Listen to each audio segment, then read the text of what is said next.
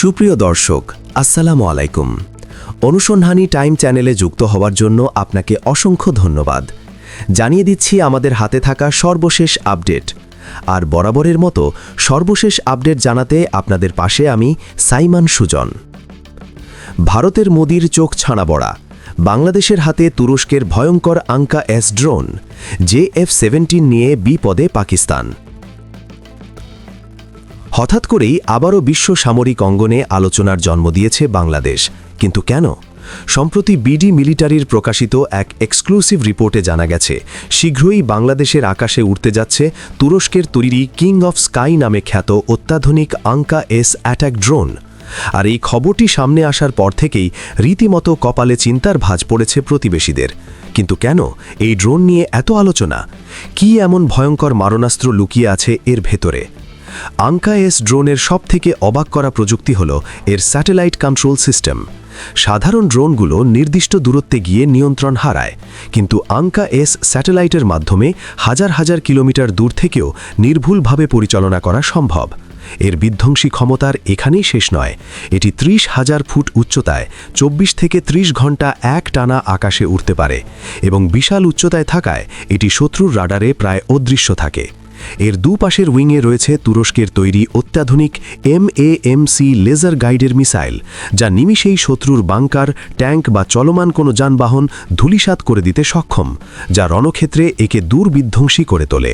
এর high definition camera এবং night vision প্রযুক্তি ঘুটঘুটে অন্ধকারেও শত্রুর প্রতিটি কদম স্ক্যান করতে পারে। সহজ কথায়, শত্রু মাটির নিচে কিংবা পাহাড়ের আড়ালে যেখানেই থাকুক না কেন, এই ড্রোনের নজর এড়ানো প্রায় অসম্ভব। ড্রোনটির উন্নত টেকনোলজি একে শত্রুর রাডারে অদৃশ্য রাখে এবং অত্যন্ত নিঃশব্দে অপারেশন চালাতে সাহায্য করে। এর বিশেষ প্রোপেলার ডিজাইন শব্দকে এতটাই কমিয়ে দেয় যে সাধারণ ড্রোনের থেকে ৩ গুণ কম শব্দ উৎপন্ন করে।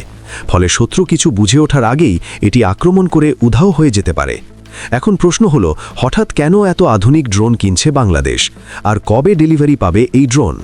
সামরিক বিশেষজ্ঞরা বলছেন, এগুলো মূলত আমাদের সীমান্ত পাহারা এবং পার্বত্য চট্টগ্রাম ও আরাকান সীমান্ত অঞ্চলের জন্য এক নিখুঁত হাতিয়ার।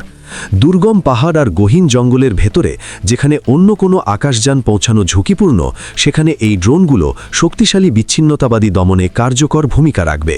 2027-28 সালের মধ্যে কিংবা খুব শীঘ্রই এই অত্যাধুনিক আকাশ প্রহরীর প্রথম লট আমাদের বহরে যুক্ত হতে পারে। JF-17 নিয়ে বিপদে পাকিস্তান, ফাঁস হবে সামরিক গোপন রহস্য।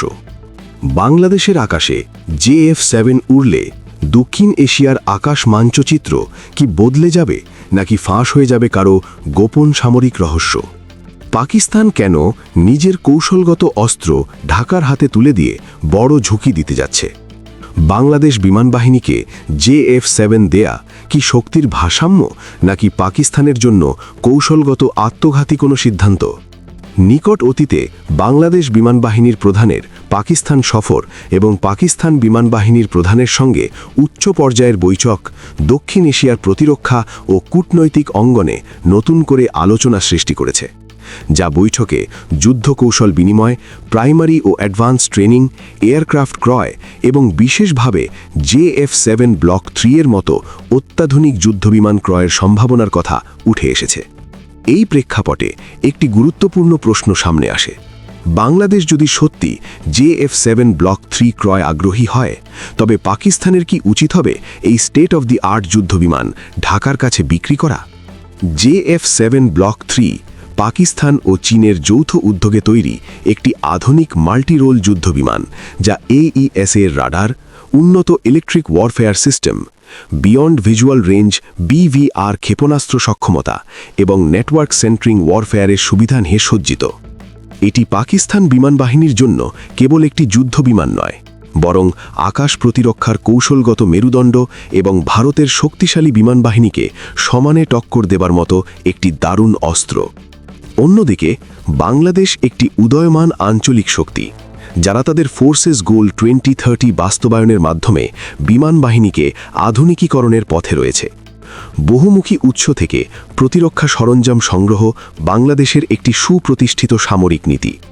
যদিও ঐতিহাসিক, অর্থনৈতিক ও কৌশলগত কারণে বাংলাদেশের সঙ্গে ভারতের ঘনিষ্ঠ সম্পর্ক রয়েছে, তবুও বাংলাদেশ নিজেকে এককভাবে কোনো শক্তির বলয়ে আবদ্ধ রাখতে চায় না, আর এটিকে আমাদের কৌশলগত স্বায়ত্তশাসনের অংশ বলা যায়।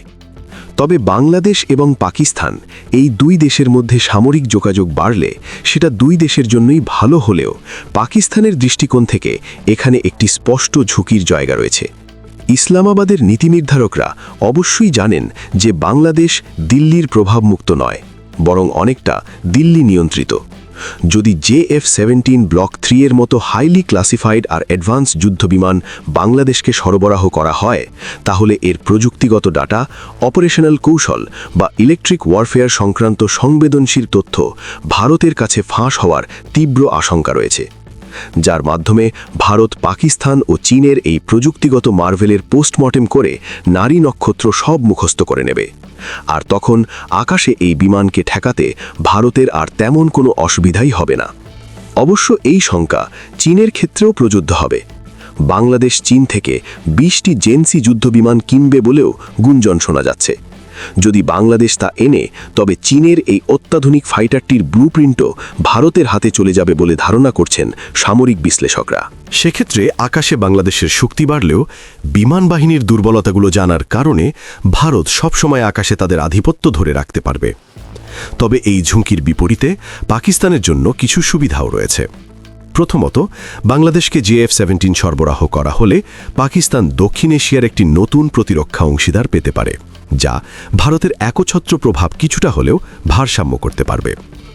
দ্বিতীয়ত, রপ্তানি সংস্করণের প্রযুক্তিগত সীমাবদ্ধতা আরোপ, যেমন সফটওয়্যার ব্ল্যাক বক্সিং এবং নির্দিষ্ট অস্ত্র প্যাকেজ আলাদা করে রাখার মাধ্যমে পাকিস্তান তাদের নিজস্ব গোপন ও সংবেদনশীল প্রযুক্তি সুরক্ষিত রাখতে পারে, যা আন্তর্জাতিক অস্ত্র বাণিজ্যে অনেক দেশই করে থাকে। বাংলাদেশের আকাশে এই ফাইটার যে প্রয়োজন তা কিন্তু বলার অপেক্ষা রাখে না।